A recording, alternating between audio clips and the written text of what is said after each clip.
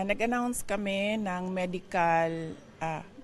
nag-announce ang Office of the Vice President na wala kaming medical and burial assistance ngayong taon na ito dahil binura ito. Line item kasi ito sa budget namin at nung ginagawa ang budget, binura ito. Kaya hindi kami makakabigay ng medical and burial assistance sa ating mga kababayan. Pero yung mga ibang projects namin ay tutuloy-tuloy yan. In fact, meron kaming 3-day planning conference for the Office of the Vice President ngayong linggo na darating. Okay, ang Office of the Vice President satellite offices, patuloy sila sa aming mga proyekto sa Office of the Vice President. Meron sa kanila ang mga lumipat ng opisina dahil meron kaming budget cut sa lease allowed para sa isang lugar.